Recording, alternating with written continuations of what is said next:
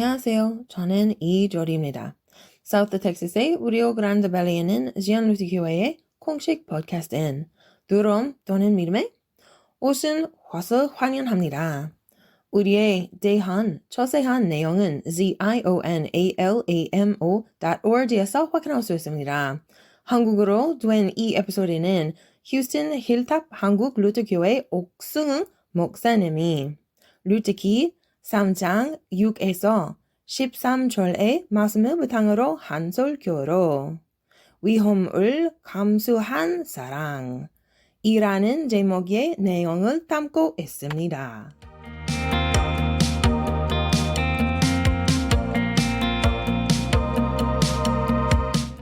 우리 내일은 우리 미국의 레이버데이, 우리 노동절입니다.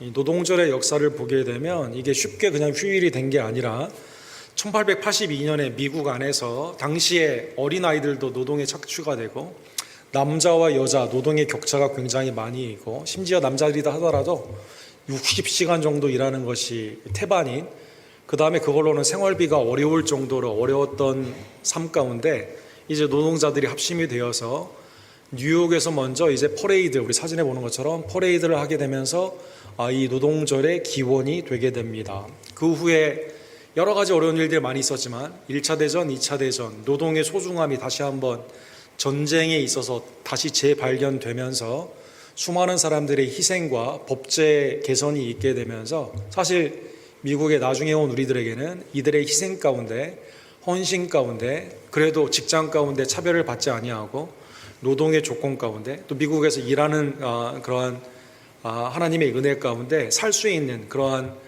재원의 가치가 여기에서 오게 되는 우리가 축복을 받고 살아가고 있는 것입니다. 노동의 가치로 생활이 유지된다면 구속사에 있어서 하나님의 일을 하는 것은 아버지가 일하듯이 나를 일한다라고 말씀하신 예수님의 말씀처럼 우리는 또 다른 차원의 하나님의 일을 하고 있는 것을 알 수가 있습니다. 쉼과 안식, 단순한 노동의 해방이 아니라 하나님의 은혜 안에서 우리가 쉼과 안식을 누리게 되는 그 은혜를 매일의 삶 가운데 우리는 신앙의 은혜로 깨닫게 되게 되는 것이죠. 노동의 관점에서 루키는 그러한 의미에서 이삭을 줄 수밖에 없는 어려운 형편에 있는 룻이 신앙 가운데 어떻게 하나님의 일, 구속사에 참여하게 되는가를 우리에게 교훈하여 주게 됩니다. 자, 이제 지지난주에 우리가 본 것처럼 보아스의 이러한 배려 가운데 풍성한 곡식을 거둘 수 있게 되고 또 알고 보니 이분이 고엘 친족이기 때문에 우리가 우리의 삶을 맡길 수 있는 대상이었음을 깨닫게 되게 되었을 때 룻기 3장 오늘 본문에 보면 룻의 시어머니인 나오미가 이렇게 말을 하게 됩니다. 내 딸아, 내가 너를 위하여 안식할 곳을 구하여 너를 복되게 하여야 하지 않겠느냐. 내가 너의 삶을 책임을 져야겠다라고 말을 하게 되는 것이죠. 내가 함께하던 하녀들을 둔 보아스는 우리의 친족이 아니냐. 거기에 대한 해결점은 친족, 고엘인 보아스에 있다는 것을 알려주게 됩니다. 우리가 지난주에 본 것처럼 고엘은 잃어버린 나의 땅에 대한 회복이 있는 것이고 나의 삶이 결혼을 통해서 다시 한번 후손에게 이어지는 것이 있게 되며 또 보복이 있을 경우에는 내 대신 해주는 것이고 그 다음에 내가 어려운 형편에 특별히 노예의 삶 가운데 있게 된다면 나를 사서 주게 되는, 사서 자유함을 얻게 되는 구속의 은혜, 또 속전 가운데는 내가 받아야 되는 것을 대신 받게 되는 그러한 나의 삶을 책임져 주는 고엘인데 이 고엘이 바로 보아스였다라는 것입니다. 사랑하는 성도 여러분, 지금 룻은 밖에 나가 열심히 이삭을 줍고 있습니다. 우리 이삭 줍는 것이 얼마나 힘듭니까? 우리 지난주에 우리가 에스파라가스 우리 예를 든 것처럼 그냥 공짜로 가져가세요라고 하지만 한식 후에 사람들이 다 없으니까 어디 가냐 보니까 그냥 사 먹을래요 했다는 것처럼 여러분 얼마나 그게 힘듭니까? 또 에바 정도로 가져오기 때문에 이거 무거운 거를 드는 거거든요. 이건 뭐 엄청난 고역이죠. 그러나 룻이 기쁨으로 이 사역을 감당하게 됩니다. 이거를 통해 누구를 부양합니까? 시어머니 나오미를 부양하고 있다라는 것입니다. 그러면 경제적인 이 우선순위로 보았을 때는 룻이 이 말을 하는 게 맞습니다. 내가 열심히 일해서 어머니에게 안식처를 구해드릴게요 라고 하는 것이 맞다라는 것입니다. 그러나 오늘 본문에서는 누가 이 말을 합니까? 나오미가 말을 하게 되는 것이죠. 아니, 본인은 나가서 일도 할 수 없는 나이가 지금 많이 들었거든요. 삶 가운데 어떠한 경제적인 영위를 할 수 없는 상황이거든요. 이때는 또 사사시대이기 때문에 고아나 과부나 타국인을 향해서 배려를 하는 신앙이 없는 시대 아닙니까? 각자의 왕노릇을 하는 시대 가운데 어떻게 보면 경제적으로는 룻이 책임지기 때문에 내가 어머니 열심히 일해서 안식처 걱정하지 마세요. 미래는 내가 책임집니다. 라고 경제적인 관점에서는 그렇게 말을 해야 되는데, 반대로 나오미가 내가 너에게 안식처를 제공하겠다라고 말하여 주는 것입니다. 나오미가 오늘 본문에 보면 마노아라고 하는 히브리 말의 안식처라는 단어를 쓰고 있습니다. resting place라고 영어로는 해석을 할 수가 있는데, 이거는 굉장히 하나님만이 주시는, 우리에게 안위와 안식을 주시는 특별한 단어로 성경에 쓰여진 것을 볼 수가 있습니다.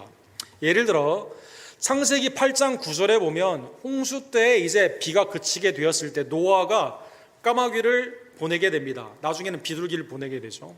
근데 이 새들이 갔을 때 어디를 찾죠?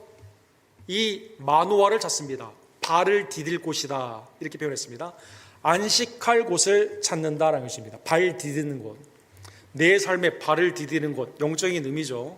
내 중심이 되고 내가 딱 잡는, 자리를 잡는다는 걸 의미하는 거 아닙니까? 신명기 28장 65절에 보면 단순히 물리적인 공간뿐만 아니라 내 마음의 평안이 있는 곳이에요. 예를 들어 우리가 직장에서 열심히 일을 하다가 집이 이런 역할을 하죠. 마음의 평강을 주는 장소의 역할을 하게 되죠. 이스라엘 공동체가 밖에 이렇게 헤매다가 하나님의 은혜 가운데 공회로 모이게 되었을 때, 예배 가운데 모이게 되었을 때 평안을 얻게 되죠. 이 단어를 쓴다라는 것입니다. 역대상 6장 31절에 보면 마노아는 언약궤가 놓여져 있는 장소를 의미하게 됩니다. 시온소 보좌 가운데 죄의 용서함의 은혜가 있는 그곳이 곧 하나님의 은혜 가운데 마노아, 안식처다라는 것입니다.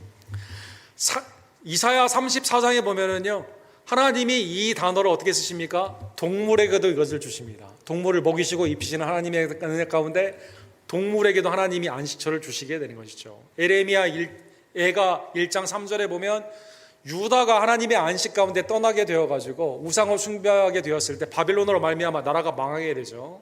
그래서 우리에게는 뭐가 없어요? 마노아가 없습니다. 예루살렘 땅은 있는데 나라가 망하고 하나님께서 이스라엘을 심판하여 주시게 되었을 때 지금 다 나의 삶은 나라만 바뀐 것밖에 없는데 나도 지금 일을 할 수도 있긴 한데 쉴 곳이 없다는 것입니다. 그러면 오늘 본문에 나오미가 이렇게 깊은 의미를 생각하고 있는 마노아는 무슨 의미로 그러면 여기에서 생각을 했을까요? 그것은 고엘과 결혼을 하는 것입니다. 예를 들어 이 단어를 나오미가 한 번 더 사용한 것이 룻기 1장 9절에 있습니다. 자, 이제 남편 엘리멜렉이 죽었어요. 두 아들이 죽었습니다. 오르가와 룻에게 이제 나는 고향으로 가게 되는데 이 두 사람에게 뭐라고 말합니까? 여호와께서 너희에게 허락하사 각기 남편의 집에서 마노아를 받게 하기를 원하노라. 여기 같은 단어를 썼어요. 한글 성경에는 이것을 위로다라고 표현을 했습니다. 나오미에게 생각에 있어서 이 룻이 안식처로 구할 수 있는 방법은 뭘까요? 어떻게 계속 이삭을 줍는 불투명한 삶 가운데 나아가겠습니까? 언제든지 변화할 수 있는 어려운, 경제적으로 매우 불확실한 거 아닙니까? 아무도 과부를 돌보는 삶이 아니기 때문에 어려운 삶 가운데 유일한 안식처는 특별히 시어머니의 입장에서 나는 아무것도 경제적으로 해줄 게 아무것도 없어요. 그러나 신앙 가운데 고해를 믿고 하나님의 은혜 가운데 있는 이 말씀이 지켜지기를 원하고 하나님이 이것을 이루어 주시기를 원하시기 때문에 보아스와 결혼하는 방법밖에 없다는 것입니다. 그래서 오늘 본문에 보면 마노아라는 안식처는 고엘과의 결혼이다라는 것입니다. 자, 그러면 보아스가 영향력이 있고 마음이 선하고 밑에 있는 사람들을 잘 돌보고 특별히 이 룻에 대한 돌봄 가운데 귀히 쓰임을 받고 더군다나 플러스 우리의 친족이에요. 문제는 어디에 있습니까? 그러면 룻과 고엘이 결혼하려면 일단 만나야 될 거 아닙니까? 개인적으로 만나야 될 거 아닙니까? 그래서 오늘 본문에 보면 어떻게 보아스를 만날 것인가 나오미가 지혜를 발휘하게 됩니다. 3절과 4절에 보면 본문에 있는 그대로 말씀드릴게요. 3절에 보면 야, 너 목욕해. 그 다음에 향수 발라. 그 다음에 좋은 옷 입어. 그 다음에 밤에 찾아가가지고 이불에 같이 누워. 이렇게 말합니다, 여러분. 4가지. 오늘 본문에 보면 그가 오늘 밤에 타작마당에서 보리를 까불리라. 자, 그러면 어느 정도 시간이 지난 거죠. 베들레헴에 돌아왔을 때가 보리 추수기였고 밀 시기가 지났고, 적어도 성경에 정확히 몇 년이 지난지는 모르겠지만 그 다음 해라고 친다 하더라도 최소한 1년이 지난 상황 가운데 또 한 번의 보리의 타작이 지금 있게 되는 상황 가운데, 야, 그가 누울 때 그가 누운 곳을 알았다가 들어가서 그의 발치 이불을 들고 거기서 누우라. 그가 내 할 일을 내게 알게 하리라. 이렇게 지시하게 되었다는 것입니다. 목욕하고 향수를 바르고 좋은 옷을 입고 밤에 혼자 찾아가서 이불 속에 누워라. 성경에 나오는 그 말씀 그대로입니다. 이 말씀을 듣고 오늘 본문 5절에 보면 룻이 이렇게 말합니다. 어머니의 말씀대로 그대로 행하겠습니다. 이렇게 말하게 됩니다. 그리고 6절에 보면 타작마당에 추수를 하게 됩니다. 보아스가 추수하는 그때 먹고 마시며 즐거워하며 자게 됩니다. 거기에서 이때 룻이 가만히 가서, 남도 모르게 간 거죠, 발치에 이불을 들고 거기에 누웠다는 것입니다. 생각해 볼 수 있는 것은 왜 그때 나오미는 타작하는 그때의 마당에서 보아스가 잘 거라고 알고 있었을까요? 그리고 그것은 어떻게 보면 모든 사람이 예측할 수 있는 그러한 일이었을까요? 이때는 여러분 사사의 시대죠. 사사의 시대는 어떠한 시대입니까? 이스라엘이 열심히 일을 했다가 곡식을 추수하게 되면 하필 그때 기다리고 있다가 미디안이나 블레셋이나 주위에 있는 사람들이 쳐들어오게 됩니다. 그래서 여러분, 미디안이 쳐들어오게 되었을 때 기드온이 이걸 피해가지고 그 뒤에 숨어 있는 걸 알 수가 있지 않습니까?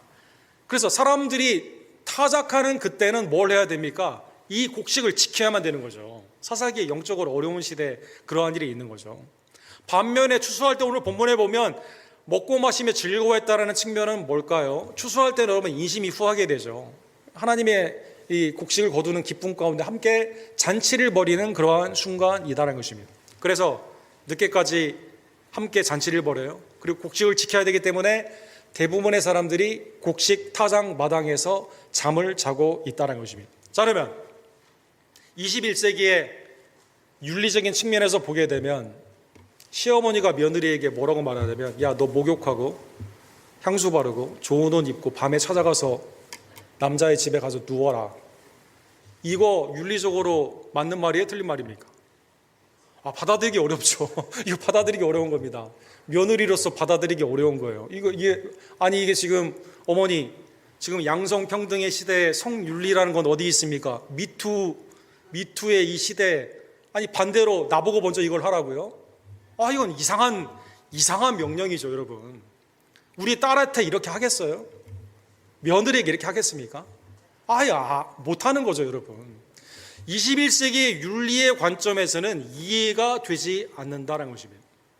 그러면 왜 나오미는 이것을 지시했고, 성경 전체에 보게 되면, 그리고 성경에서 이것이 잘못됐다고 말하지 않고요, 그 다음에 룻이 여기에 참여하게 되고 궁극적으로 이게 구속사의 가장 중요한, 오늘 본문의 이벤트가 가장 중요한 결정적인 계기가 됩니다. 왜 이게 성경에 기록이 되어 있고 성경은 여기에 대해서 전혀 문제를 삼지 않는 것일까요?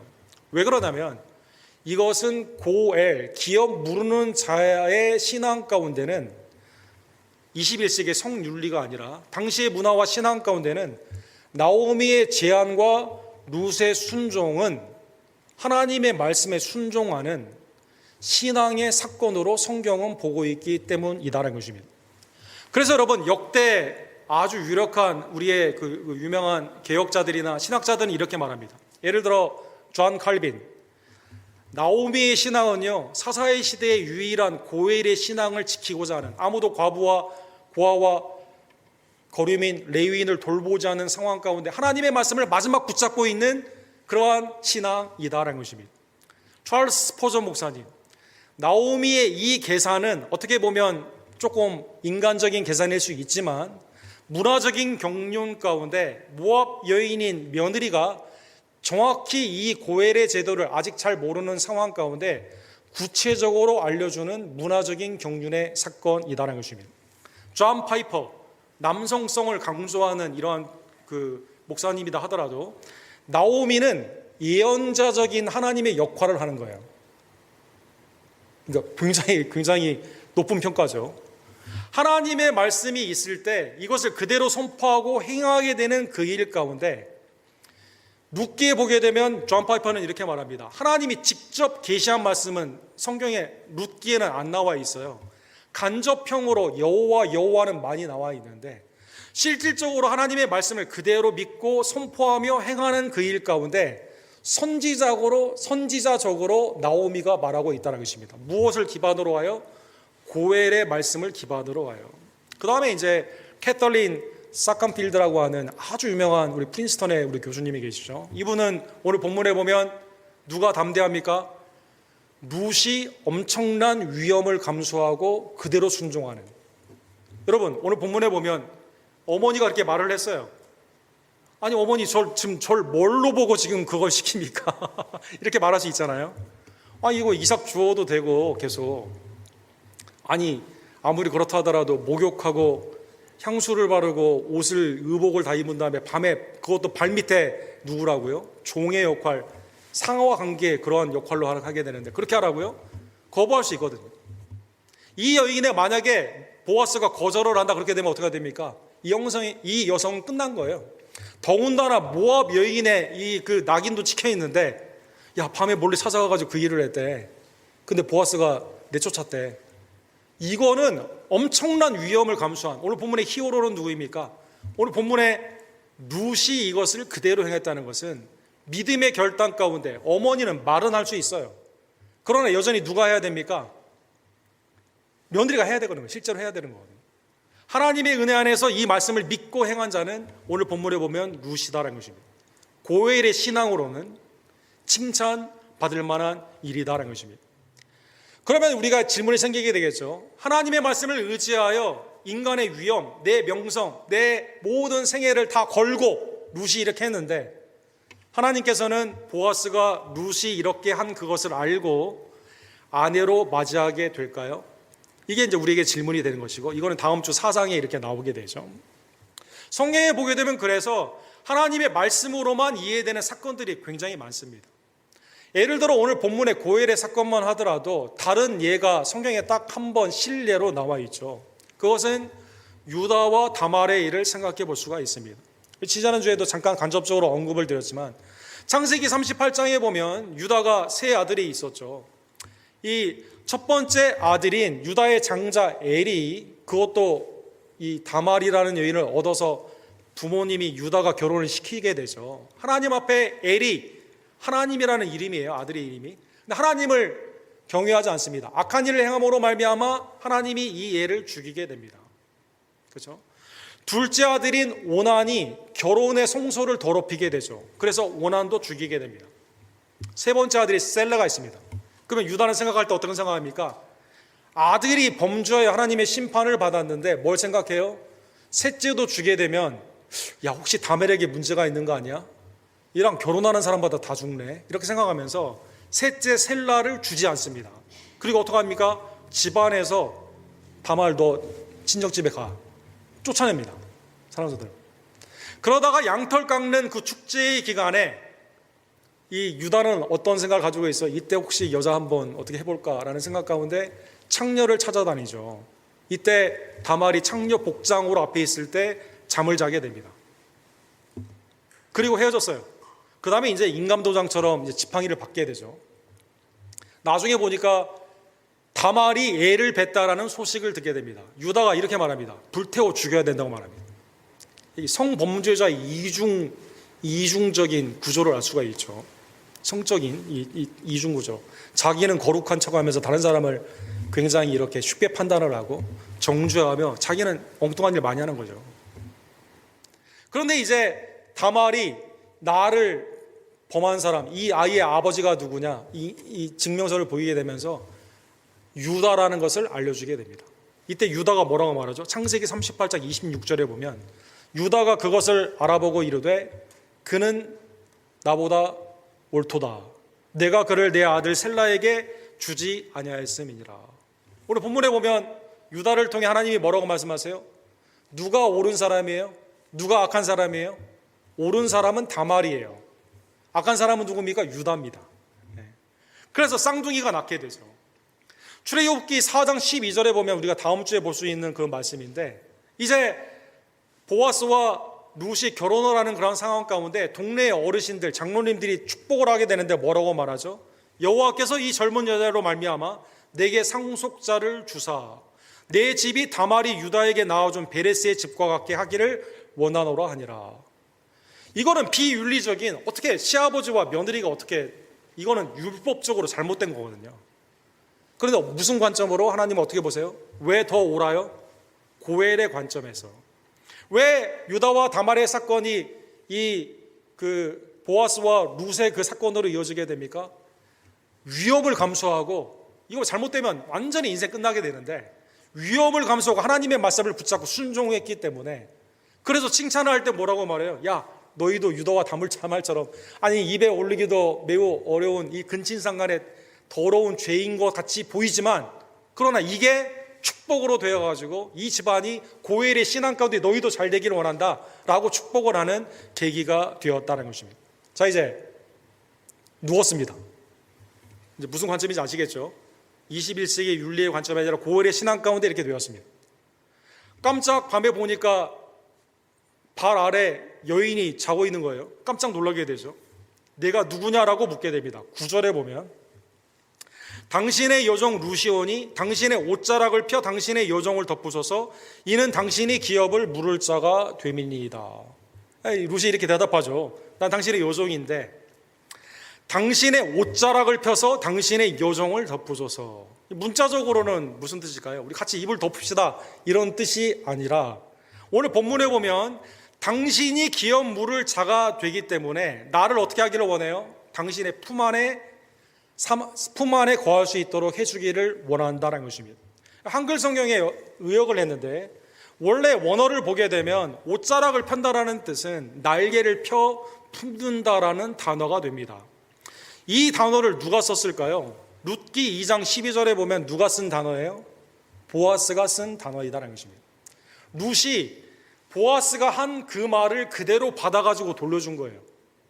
2장 12절에 보면 이제 동네 자기 밭에 이 룻이 와가지고 새로운 여자, 이 딸급에 되는 소녀가 이삭을 줍는 가운데 누구냐라고 그러니까 나오미와 함께 온 모압 여인입니다 라고 말을 하게 되었을 때, 야, 너 잘 왔다라고 하면서 보아스가 칭찬을 하죠. 이렇게 말합니다. 이스라엘의 하나님 여호와께서 그의 날개 아래 보호를 받으러 온 내게 온전한 상을 주시기를 원하노라. 날개 안에 품는다, 하나님께로 돌아왔다, 주님 앞에 안식을 구하게 된다라는 그런 뜻이거든요. 이 말로 야, 다른 데 가지 말고 이제 넌 내 밭에만 있어. 종들에게 말하죠. 야, 이삭 흘려. 그 여기에서 이제 선대를 베풀지 않습니까? 이 보아스가 한 그 말을 그대로 받아가지고 루시한 겁니다. 즉 당신이 내 기업 물을 자가 되니까 당신 하나님의 날개 아래 내가 돌아온 걸 칭찬하고 상 받기를 원하고 내 삶을 책임준다는 말을 했는데, 그렇게 실제로 하기를 원합니다라고 말하게 되었다는 것입니다. 책임을 묻는 거죠, 말에. 제가 이제 개인적인 얘기를 잠깐 드리자면, 1993년도에 미국에 왔는데, 미국의 김포공항 당시에 이제 제가 유학 간다고 하니까 아시는 분들, 그다음에 학교 후배들이 이제 몇 명 왔어요. 그래가지고 막 석별의 정을 나누게 되면서, 또 제가 또 이제 그때는 뭘 모르는 상태이기 때문에 그때 뭐라고 말했냐면, 야, 너희 미국 오잖아? 나 꼭 찾아. 내가 다 책임질게. 오면 꼭 들려. 내가 재워주는 거 먹는 거 걱정하지 마. 내가 웬만한 데서 다 구경도 시켜줄게. 이렇게 말하고 오지 않았습니까, 여러분? 여러분 그러면 약속 안 했어요, 여러분? 네. 아니, 저만 했는 것 같습니다. 근데 99년도에 가을에 왔는데, 그 다음 학기가 끝나고, 이 한국은 겨울 학기가 있지 않습니까? 겨울 방학이 길잖아요. 미국 온 지가 몇 개월도 안 됐는데 저희 후배가 한 명 전화가 왔습니다. 선배님 찾아가니까 뽑기를 원합니다. 그래가지고 제가 이렇게 나도 지금 미국에 정착도 못했고 한 학기 이제 나도 보내게 되는데 2월 겨울방학 때 온다는 거예요. 1월하고 2월에 한국 겨울방학이죠. 나는 그때 학기 중인데 그래가지고 오라고 하니까 진짜로 온 겁니다. 진짜로. 그래서 해가지고 공항에 나가지고 기다리고 있는 거죠. 머릿속에. 주여, 내가 왜 이 말을 해가지고. 그래가지고 즐겁게 지낸 경험이 있습니다. 부치기만 말한 거죠, 여러분. 우리 주위에 있는 사람들이, 목사님, 필요한 거 없으세요? 네. 언제든지 말씀하세요. 주의 깊게 들어야 되죠. 실제 그거 물고 늘어지면 여러분, 좀 곤란해지죠, 여러분. 네. 우리 인간관계 가운데, Good morning, how are you? 근데 나 문제가 많아요. 주위에 있는 사람한테 얘기하려고 하면 그 사람이 뭐라고 말해요? 나 how are you? 인사만 한 거지. 네 사정 얘기 들으려고 인사한 건 아니거든요. 그러니까 이게 인간의 표면과 내면이 다르지 않습니까? 그러나 보아스는 죄가 아니기 때문에 오늘 본문에 보면 충실한 사람이죠. 그렇게 말하고 책임을 지른 사람이죠, 여러분. 보아스는 오늘 본문의 10절에 보면 잘했다. 고엘의 신앙으로만 이해가 되는 거예요. 아니 왜 밤에 날 찾아와가지고 왜 이렇게 이거 알려지면 내 명성에 흠이 나는데 이렇게 말하지 않죠. 내 딸아 여호와께서 내게 복 주시기를 원하노라. 고엘의 신앙으로 이해가 되는 거죠. 잘 왔어. 내가 가난하거든 부하건 젊은 자를 따르지 아니하였으니 내가 베푼 인애가 처음보다 나중보다 더하노라. 정욕 가운데 날 찾은 게 아니에요. 젊은 자를 찾았다는 뜻은 오늘 본문에 그런 뜻입니다. 성경에 보면 이제 나이차가 좀 있는 걸로 보이죠. 소녀나 딸로 이렇게 표현했기 때문에 유대인 학자들은 적어도 20살 이상 차이가 있을 거다 이렇게 표현하는데 어쨌든 인애가 하나님의 인애가 처음보다 나중이 더하다라는 것입니다. 11절에는 이렇게 말합니다. 내 딸아 두려워하지 말라. 내 말대로 내가 다 이행하리라. 내가 현숙한 권현숙 권사님 현숙한 여자인 줄을 내 성읍의 사람들이 다 아니라. 잘 왔어요. 고엘의 신앙 가운데 이 여인은 모든 것을 리스크하고 온 겁니다. 위험을 감수하고 잘한 거예요. 그 다음에 이 여인은 아까 말씀드린 것처럼 지금 막 주스러 온 게 아니잖아요. 보리, 밀, 그 다음에 다시 보리. 적어도 성경에는 정확한 몇 년이 지난 걸 나오지 않지만 최소한 잡더라도 1년 이상 이 여인은 뭐가 풍성해요? 하나님의 인애가 풍성합니다. 헤세드라고 나와 있습니다. 성경의 원어에 헤세드. 하나님의 인애는 뭡니까? 주위에 베푸는 사랑이거든요. 이삭을 줍는데 이 여인이 주위 사람을 돕고 있습니다. 여기 본문에 보면 처음보다 나중이 더하도다. 여러분, 내가 다 많은 것을 가졌다고 도울까요? 세상적으로 가진 사람이 돕는다라는 그만큼 비례해서 도울까요? 아니죠. 이민의 삶이나 신앙의 삶 가운데 보게 되면 자기 삶은 지금 너무 어려운데 돕는 사람이 있죠. 이게 마음에 관련된 거거든요. 하나님의 인애에 관련된 거거든요. 이분의 신앙이 어떤 신앙이에요? 자기 형편은 줍는 신앙인데 주위 사람들을 인애 가운데 돕는 사람입니다. 이게 어떻게 돼요? 처음에 만났을 때만 도와주다가 쭉 줄어들게 되는 보통의 그런 모습입니까? 이게 아니라 이렇게 올라가요. 처음에 있는 보다 나중에 더 도와줍니다. 놀라운 여인이죠. 신앙이 어떠한 건지 알 수 있죠. 현숙한 여인이다라고 말해 줍니다. 잠언 31장에 보면 이 단어는 누구에게 써졌어요? 남편, 자녀, 주위, 동네 이렇게 되어 있습니다. 잠언 31장 10절에 보면 현숙한 여인은 진주보다 귀하다라고 말하면서 고운 것도 거짓되고 아름다운 것도 헛되나 오직 여호와를 경외하는 여자는 칭찬을 받을 것이니라. 그의 손의 열매가 그에게 돌아갈 것이요 그의 행하는 일로 말미암아 성문에서 칭찬을 받으리라. 부지런해서 남편, 자녀, 주위에 있는 사람들에게 은혜를 베푸는 자예요. 신앙 가운데. 여러분, 유대인의 랍비 중에 현숙한 여인을 3명의 예로 봅니다. 가장 아름다운 여인 사라. 남편이 그렇게 2번이나 누이라고 속이면서 하더라도 남편을 주로 부르며 구속사에 참여했던. 2번째 에스더로 보죠. 외국의 연인이었지만 목숨을 걸고 유대인을 구하게 되는, 하나님의 나라를 구하게 되는 에스더. 그 다음에 오늘 본문에 나오는 룻, 3명을 봅니다. 모든 것이 뭐 하나 세상적으로 내세울 게 없어요.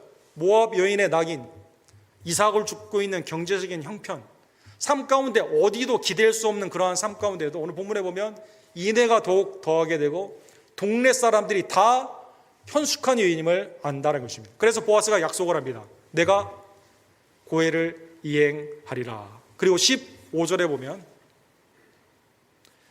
보리를 6번 되어 룻에게 지어주고 성읍으로 들어가니라. 이 뜻은 뭡니까? 룻의 평판을 보호해 줄 뿐만 아니라 가까운 친족이기 때문에 다른 사람이 이행하지 않으면 내가 책임을 지는 것이고, 누구까지 돌보는 겁니까? 나오미까지 돌보게 되는 거죠. 사랑하는 사람, 나오미까지. 사랑하는 사람. 6번, 이 성경에서는 그래서 6번이라고 나와 있는데 에바 단위로 지금 은혜를 받고 있잖아요. 하나님의 은혜 가운데, 지금 풍성한 은혜 가운데 확신으로 이 징표를 이렇게 보여주게 되게 되는 것이죠. 사랑하는 성도 여러분, 나오미는 이 소식을 나중에 듣게 됩니다. 며느리가 그대로 행했어요. 보아스가 확실히 징표를 주었습니다. 이렇게 말합니다. 그 사람이 오늘 이 일을 성취하기 전에는 쉬지 아니하리라 하니라. 18절에 보면 그렇게 말씀으로 맺고 있습니다. 나오미의 믿음과 소망은 누구에게 있어요? 하나님이 되게 주신 말씀을 나오미는 선포했고 예언자적으로, 룻은 그대로 순종했습니다. 남은 건 뭡니까? 하나님이 보아스를 통해 고해를 성취시켜 주는 것이다라는 것입니다. 보아스는 엘리멜렉, 나오미의 남편의 땅을 속량해 줄 것입니다. 모압 여인이지만 룻과 결혼을 하게 될 것입니다. 자녀를 잊게 될 것입니다. 그리고 네 번째로, 개인적으로는 나의 삶에 뭐가 되어줍니까? 발 디딜 곳이 됩니다. 안위를 줍니다. 평안을 줍니다. 안식처를 제공하게 된다는 것입니다. 자, 오늘 본문의 말씀을 깨달으며 위험을 감수한 룻의 신앙, 여러분. 보아스, 고해를 하나님의 말씀 가운데 그대로 믿고 자신도 그대로 이행하는 보아스의 신앙. 나오미, 하나님의 말씀의 신앙 가운데 내가 아무것도 없지만 선포하는 하나님의 예언자적인 신앙. 이 말씀을 기억하며 이 놀라우신 은혜와 사랑을 예수 그리스도께서 여러분과 저에게 모든 것을 감수하고 생명을 버리기까지 이 모든 것을 우리에게 주시기 위해 그대로 십자가를 지시고 부활해 주신 그리스도의 은혜의 사랑에 감사하는 주의 종들 되기를 간절히 원합니다. 예를 들면 이사야 43장 6절에 보면 오늘 나와 있는 단어, 기업을 물은다라는 고엘 가운데 있는 그 단어의 파생어가 담당시켰다라는 단어가 있습니다. 우리는 다 양 같아서 그릇 행하여 각기 제 길로 갔거늘 여호와께서는 우리의 모든 죄악을 그에게 고엘, 기업을 물어주셨다, 담당시키셨다는 것입니다. 죄는 내가 다 지었는데, 제가 갈 길로 가자 지었는데, 하나님이 죄의 값은 사망인 우리에게 있어서 마땅히 받아야 되는 하나님의 진노는 누구에게 부어주셨습니까? 십자가에 예수님에게 부어주셨다는 것입니다. 예수님은 십자가의 수치까지도 부끄러워하지 않았습니다.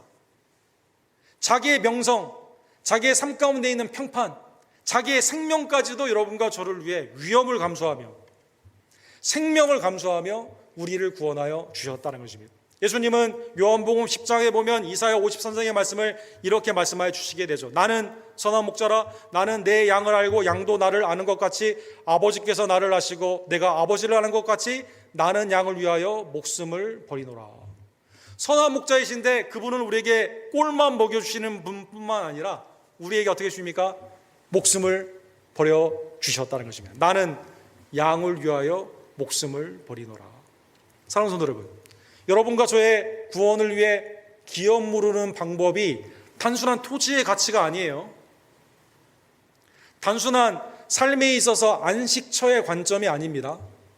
영생 가운데 있는 구원 가운데 주님이 우리를 위해 생명을 하나님께 화목제물로 드려주셨다는 것입니다.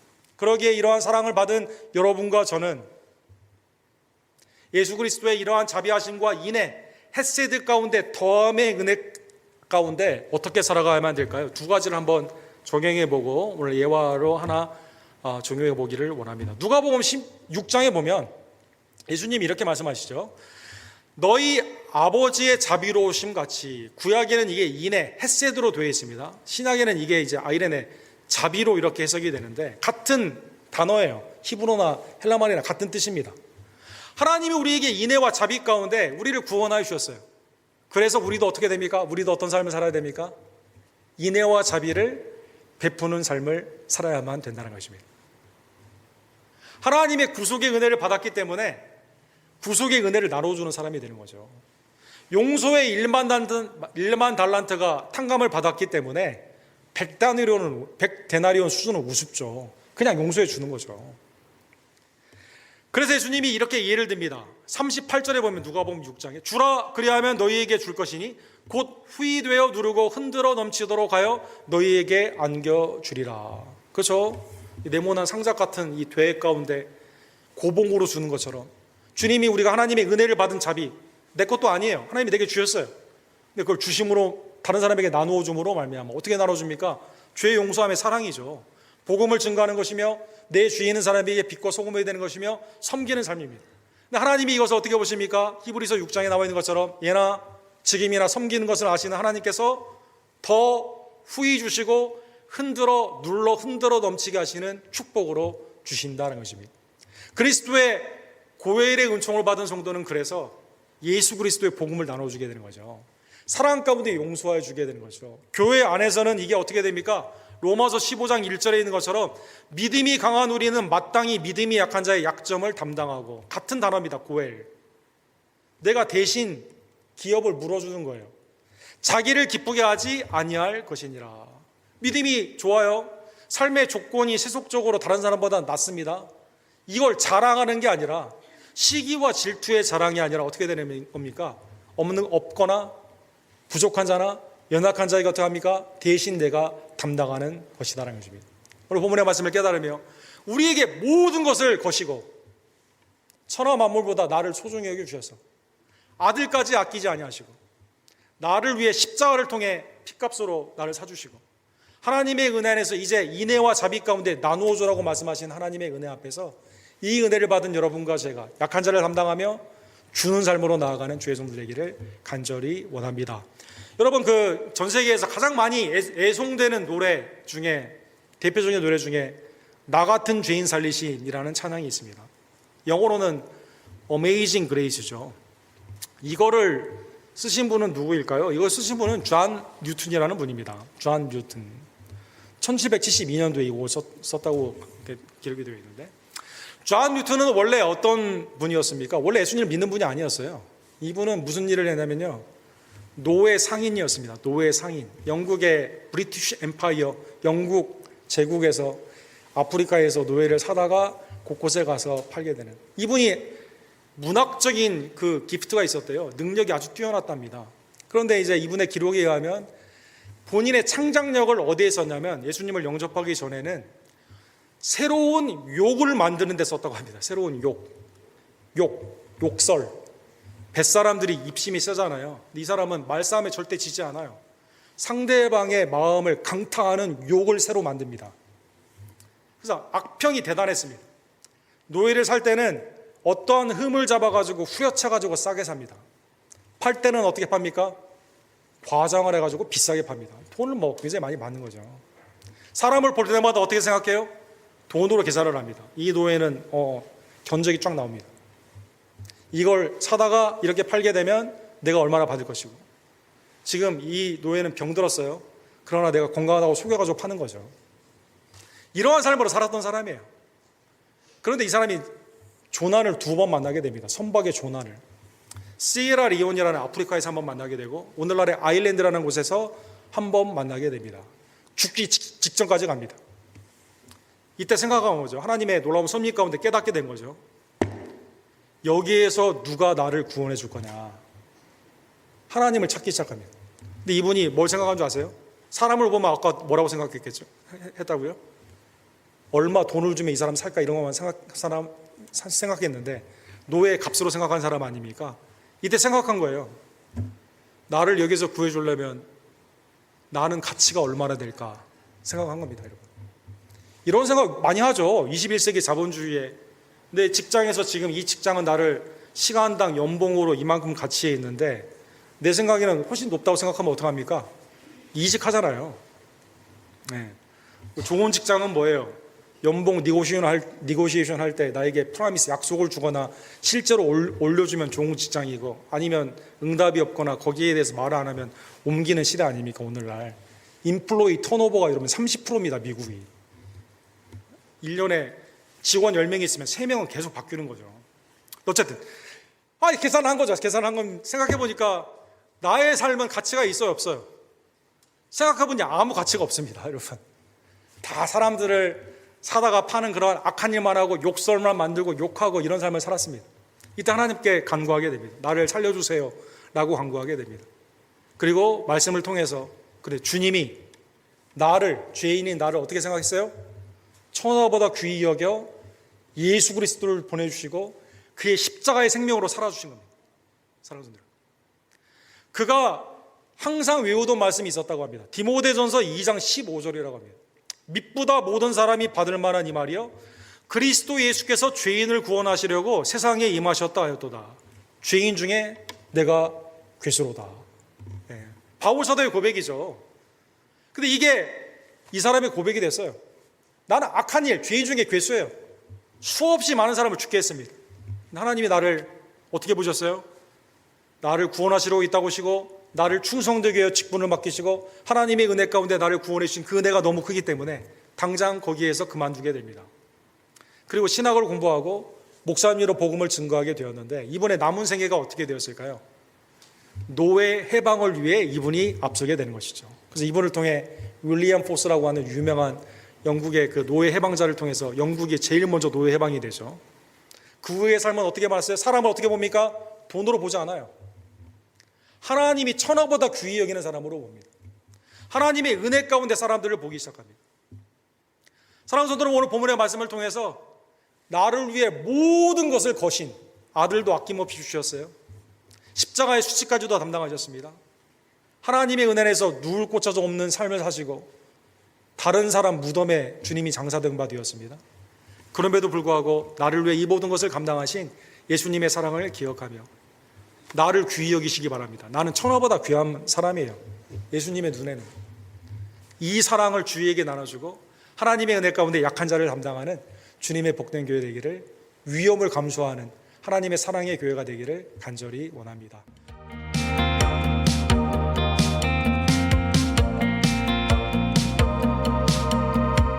이 에피소드는 텍사스 알라모에 있는 시온 루터 교회에서 여러분에게 전해드리는 우리의 두려움 혹은 믿음 팟캐스트의 일부입니다. 감사하게도 옥 목사님의 설교를 접할 수 있게 해주셔서 감사합니다. 옥 목사님 이메일 sung@gmail.com으로 연락이 올 수도 있습니다. 경청해 주셔서 감사드리며 조금함과 두려움이 아닌 인내와 믿음을 통해서만 하느님의 도움으로 인생의 문제를 효과적으로 다룰 수 있는勇감과 용기를 접으시길 바랍니다. 이메일은 fearorfaithpodcast@gmail.com으로 연락하시면 됩니다. 다음 시간까지 신의 가호가 있기를 바랍니다.